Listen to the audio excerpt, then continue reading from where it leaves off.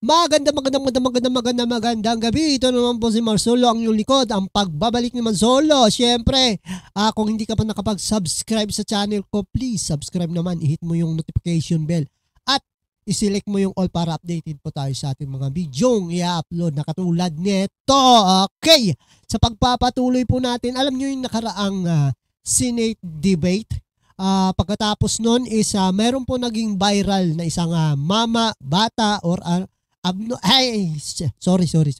Isang bata na naging viral na nag-thumbs down at napabalitaan po na ito pala ay kamag-anak ng isang politiko. Ayan po. Isang politiko, hindi lang politiko dahil isa siyang senador. Walang iba kundi si Bam Aquino. Pamangkin niya po ito at kasama ng mga kaibigan niya. Pamangkin ni Bam Aquino na hindi man lang nagsaway bilang tito at saka apo ni Noynoy Aquino na tila yata nagmana ito sa walang pakialam sa nangyayari sa mundo, kundi ang gusto lang nila is magpapansin. Ayan. So ito po, hindi po talaga nagustuhan ng mga senador, hindi po talaga nagustuhan ng mga netizen dahil sa kaugaliang ganito, tila nabas po siya. Marami nagsabi na abnormal ba daw ba ito? Ano ba to? Nagmana ba to sa mga Aquino? Hindi ko naman ninano. May mga matino naman talagang Aquino. Pero wala pa ako nakikita. Di ba dyan? So ito, may papanood po tayo na clip na nakuha natin at binigay po sa atin, pinagamit po sa atin na eto. Panoorin po natin. Here we go! Yeah! Matapos gumawa ng eskandalo sa loob ng Senado nang hindi lang niya magustuhan ng boto ng mga senador. Ito lang napansin ko, pag hindi pabor sa kanila, sasabihin nila, bobo yung mga senador, wala nang demokrasya sa Pilipinas, wala na to, wala nang batas, binababoy ang batas. Pero pag pabor sa kanila, sasabihin nila kung sino mga komite, kung sino mga institusyon na nagpabor sa kanila, isasabihin, buhay na buhay ang demokrasya, buhay na buhay ang Pilipinas, buhay na buhay ang batas. Talagang umiiral talaga ang batas. Hindi alam ng taong bayan kung kanino sila talaga papanig, kung ano ba nangyayari. Pero ito lang masasabi ko, taong bayan ang husga sa inyo in the future kung sakali mang tumakbo ka man o may bala kang tumakbo sa higher position o sa local position or sa national position, dapat magpakita ka naman ng kagandang asal. Dahil taong bayan ang husga sa'yo pagdating ng araw. So panoorin po natin at pagpapatuloy natin ang ating pinapanood. Okay? Pamangkin ni Bam Aquino at apo ng dating Pangulong Noynoy Aquino, kinaladkad palabas ng Senate Hall. Hindi nagustuhan ng Senate Pro Tempore. Kung nakita mo yung kanyang mukha, yung project ng kanyang mukha, gano'n. Parang timang lang. Hindi po katapangan yung pinakita niya na gumawan siya sa malalaking tao, sa mga senador pa. Ang ginawa niya po, mukha siyang timang, mukha siyang tanga, mukha siyang abnoy. Di ba dyan? Mukha siyang, tawag nito, alam mo yung walang pakialam sa nangyayari sa mundo. Kung magputukan mo yan, lumindol, talagang kaya lang siya parang timang. Para sa akin timang, kaya naman nagkaroon siya ng maraming basher. Hindi po nagustuhan yung kanyang Pero pag ang pabor sa kanila yon, tapos may gumalo na pro Duterte, katakot na batikos ang gagawin nila dyan. So, ipagpatuloy po natin. Na si Jinggoy Estrada ang inasal ng ilang mga audience sa loob ng Senate Hall na siyang nanonood at nakasubaybay sa boto ng mga senador tungkol sa impeachment laban kay Vice President Sara Duterte.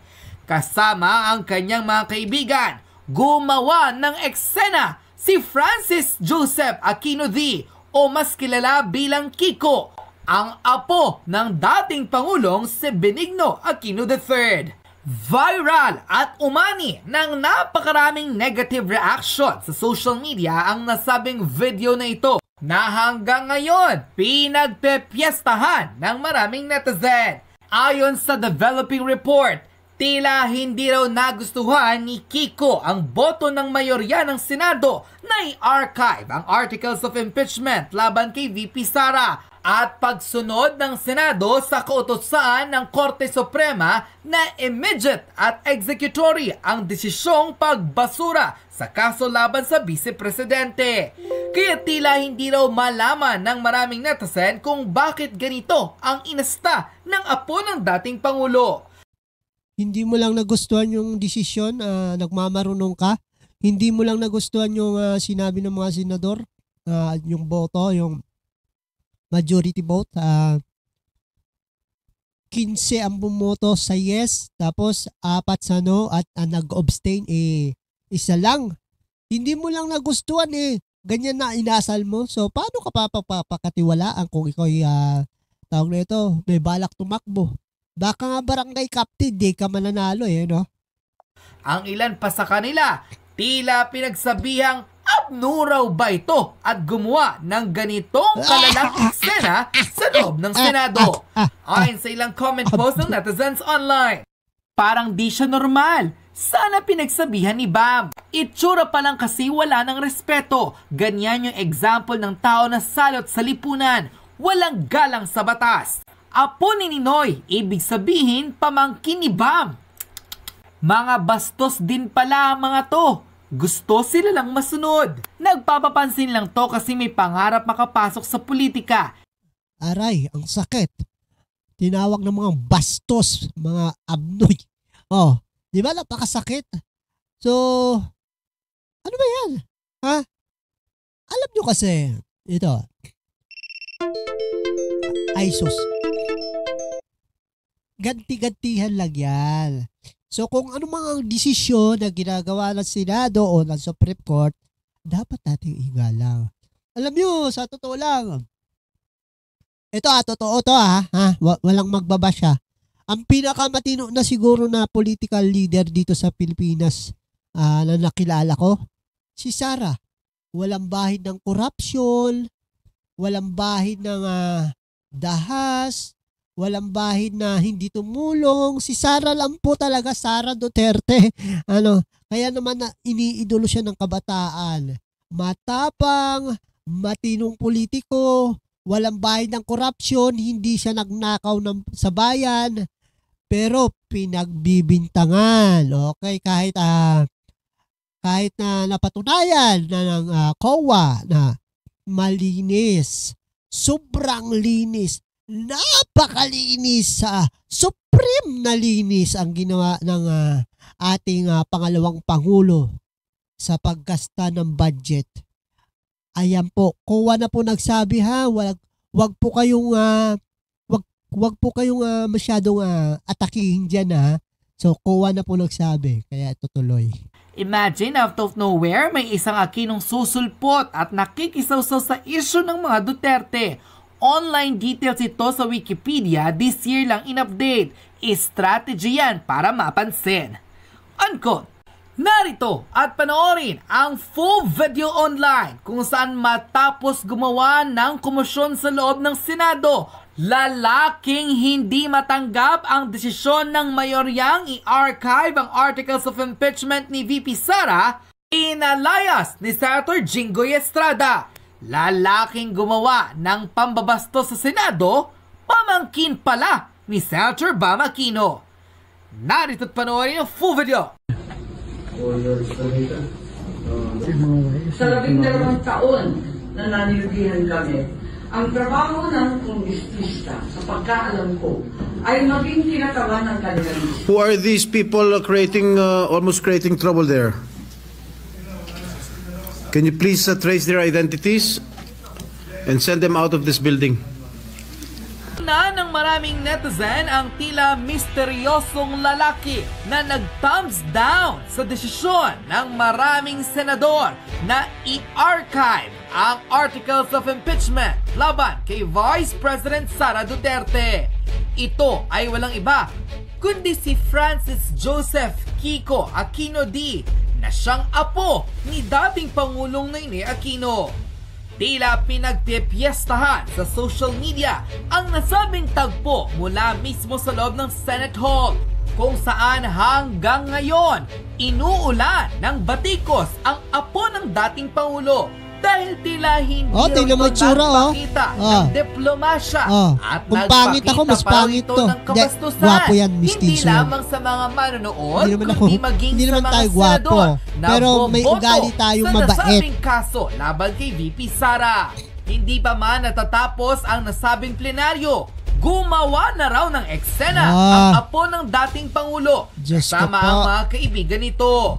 Nag-thumbs down sila sa naging desisyon ng mayoryang i-archive ang articles of impeachment laban kay VP Sara lang, natakot na kayo? siyang hindi nagustuhan ng mga manonood maging ng Senate Pro Tempore na si Senator Jinggoy Estrada na siyang tila nakapansin ng komosyon sa loob ng plenaryo. Noong una ay tila hindi raw ganong pinansin ng senador ang gulong ito. Ngunit nang magkaroon na raw ng mga hindi magagandang kilos ang mga taong against sa kanilang desisyon, pinalayas ni Jinggoy sa loob ng session hall maging ang apo ng dating Pangulo. Hindi na raw kasi ginalang ng mga ito ang Senado maging ang mga... Yun sa ginawa nitong taong to ay parang nang bastos ng insulto po ng isang institusyon sa Pilipinas na pangalawang mataas na institusyon o pinakamataas na institusyon dito sa Pilipinas. Yan po yung Senate, yung Senado. So parang sa ginawa nito parang binastos niya lahat. Maging ang kanyang tito binastos niya dahil ang tito niya ay senador Tapos gaganyan ka sa loob ng plenaryo ng Senado. Magta-thumbs down ka. Ibig sabihin, dama ito ang yung tito mo na isa ring konsentidor. Hindi ka man lang sinaway. Anong klase pagpapalaki ng pamilyang ginawa sa'yo? Oo, sabihin natin, nag-aral kayo sa magagandang school. Itinuro ba ng pinag-aralan nyo ba o naging likas ba sa inyo ang maging mabuting tao, maging matinong tao? So, hindi natin alam. Pero para sa akin, wala ka nun. So, kaya play. Mga taong sa loob nito at ang kanilang magiging desisyon. Ang pagtataka pa ng maraming Pilipino, bakit raw hindi ito sinaway ni Senator Bam Aquino gayong ang nasabi? Diba? Kinonsente. Ayan. Ito naman yung project ng mukha. Ito parang mga timang. So, eto si Bam Aquino, binigyan na nga ito ng Iglesia ni Cristo na pagkakataon na makaupo. Ng taong bayan na makaupo. Pero tingnan mo naman, walang pagbabago. Walang pagbabago mula nung tumakbo rin ito nung naging senador. Wala tayong nabalitaan. Ngayon, pinagmamalaki niya yung basic education. Alam nyo, maaprubahan lang naman yan kung hindi inaprubahan ni Duterte. At saka, hindi lang ikaw ang may author nun. Marami. Kaya wag mo i-credit yung ikaw ang gumawa no at nag-isip. So, ayan, tinan mo tsura. Titigan yung mabuti. Kung anong klaseng tawag nito, pag-uugali meron tong mga taong to. Sabing lalaki na nag-thumbs down at nagsimula ng eksena sa loob ng Senado ay pamangkin nito. Ayon pa mismo sa isang dito, viral wag mo ako pipigilan Gagawin ko gusto ko. Hindi man lang ba pinagsabihan ni Bam Aquino yung pamangkin niya? Pareha silang nasa loob ng Senate Hall and even worse, katabi pa ng asawa ni Bam sa upuan. Pero hinayaan nilang gumawa ng komosyon sa loob ng Senado. Wala bang respeto ang pamilyang yan? Well, sa hindi nakakaalam, when Senator Amy finished her explanation and cast her vote to archive VP Sara's impeachment, bigla na lang gumawa ng eksena yung pamangkin ni Bam sa loob. Nag-inarte at akala mong sinong nagmamalaki. Para tuloy siyang tanga doon at pinagtitinginan ng mga manonood. Ayan! Sorry for the word Parang pero timang. Wala sa ayos ang ginawa wala niya. Wala pa nga nangyayari wala pa nga lang. napapatunayan sa Pilipinas. Ganyan ba ang paniniwala nila? Kapag hindi sila sang-ayon, gagawa ng gulo kahit saan pa sila nandun. I mean, look at him! Na headline pa. Pinagtatawanan tuloy siya ng mga tao sa social media. Alam niyo mga kaibigan, inuulit ko Magtataka lang ako, bakit ganun? Bakit ganun yung Pilipinas o yung takbo ng politika dito sa ating bansa? Pag hindi pabor sa'yo, kung ano-ano na sinasabi nyo, kung ano-ano nang ginagawa nyo, paninira dito, kung anong bubulat-latin nyo. Pero pag pabor sa inyo, ay talagang sinasamba nyo yung isang institusyon na kung sino mang institusyon yun. Talagang sinasamba, good, very good, ayos. Ha? Nakakalito. Media. Yung iba pa nga, tinatawag siyang abno or may something. Sino ba naman kasi Ano may ang something, matinong may tao sayad? na gagawa ng ganong eksena sa harap ng mga senador Sasabihin mo may something. Hindi po, hindi may something. Dapat sinabi mo may sayad. at nandun pa ang tsuhin niyang si Bam Aquino na wala naman lang ginawa sa pag-aalboroto ng pamangkin niya. Akala ba nila nakakakulkid yun? Mas pinatunayan lang nila na nakakadiri ang mapabilang sa hanay nila. Mga hindi sanay tumanggap ng realidad na resulta. If he can take the hit, just leave the hole properly. Hindi yung magkakalat pa siya just because hindi niya nagustuhan ang boto ng majority. Lakas makadamulag ha? Tantrums yan? Buti nga kinaladkad sila palabas ng mga sergeant at arms ng Senado. Dapat lang sa kanila yan, mga eskandaloso. Unquote. Bumilib ang maraming netizens sa naging aksyon ng Senate Pro Tempore na si Jinggoy Estrada na kaladkarin palabas ng Senate Hall ang pamangkin ni dating Pangulong Ninoy Aquino na si Francis Joseph Aquino D o mas kilala bilang Kiko matapos ang paggawa nito ng eksena sa loob ng Senado kasama ang kanyang mga kaibigan na tila nagpakita raw ng kabastusan. Matapos hindi matanggap ang boto ng mayorya ng Senado at tuluyang i-archive ang Articles of Impeachment laban kay Vice President Sara Duterte. Kinalampag rin ng maraming netizen ng senador na si Bam Aquino na tila hindi man lang raw niya sinaway ang kanyang pamangkin na siyang nag-eskandalo sa loob ng Senado matapos hindi matanggap ang boto ng mga kapwa nito senador. Napakomment tuloy ang ilang mga netizen na anilay ganito raw ba ang ugali ng pamilya Aquino na kapag hindi align sa kanilang gusto, magtatantrums at manggugulo saan man raw ba sila naroon. Ito raw ba ang magandang ehemplo na ipapakita nila sa kanilang mga taga-suporta na kapag tinutulan nila ang isang bagay at hindi nakuha ang kanilang kagustuhan, magre-reklamo at gagawa raw ng skandalo kahit pa makakita ito ng maraming tao. Para mismo sa maraming netizen, nararapat lamang raw ang naging hakbang ni Senator Jinggoy Estrada na palabasin sa loob ng Senate Hall ang pamangkin dating Pangulong Ninoy Aquino na si Francis Joseph Aquino D o mas kilala bilang Kiko matapos ang kanyang pag-eskandalo sa harap ng mga senador. Ano ang iyong magiging reaksyon matapos matukoy ng maraming netizen ang pagkakakilanlan ng lalaking gumawa ng eksena on national TV kung saan matapos hindi paboran ng mayorya ang impeachment laban kay VP Sara, apo ng dating Pangulong si Ninoy Aquino at pamangkin ni Bam Aquino na si Francis Joseph Aquino D nag-thumbs down at tuluyang pinalayas sa loob ng Senate Hall. Ano ang iyong magiging reaksyon sa balitang ito? Just comment below.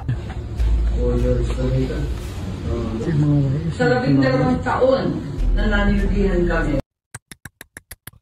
Guys, nakakahiya po yung ginawa nitong taong to. Pumunta pa dyan. Ha? Nagkaroon ng privilege na makanood dyan sa Senado hearing, sa Senado debate. So yung iba nga nagkakadara pa makapunta dyan, di makapunta. Makapanood ng live. Pero ito, nagkaroon ng privilege na makapanood dyan, pero ganyan ang ginawa ng bastos, ng insulto ng isang malaking institusyon sa Pilipinas. Hindi lang institusyon ang binastos nito. Alam mo yung logo ng Senado? Yun ang binastos niya. Napaka-importante po nun. Pag nagganong ka doon sa logo ng Senado, ay dapat ikulong ka eh. Pero ano to, hindi lang Senado ang binastos ito, pati yung mga tao dyan lahat. Napakabastos po talaga. Wala to tao to. Makita ka lang ng aso ko, kakagating ka. Ang trabaho ng kongresista sa pagkaalam ko ay maging kinakawan ng kanilang gusto. Who are these people creating almost creating trouble there? Can you please trace their identities and send them out of this building? Ayan. So, ayan po yung nangyari. Ha? Ayan po yung nangyari sa kanila.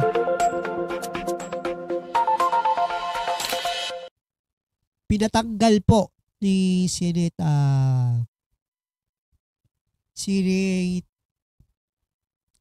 for contemporary na si Jigo Estrada tong mga tao to na bastos ng insulto.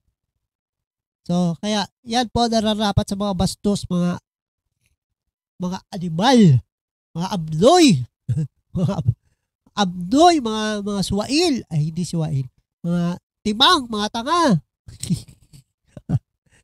Huwag kayo magalit sa akin ha, ako nagko-comment lang ako dito. Alam niyo naman, may balita tinan mo, nakalagay balita boss, balita showbiz at balita.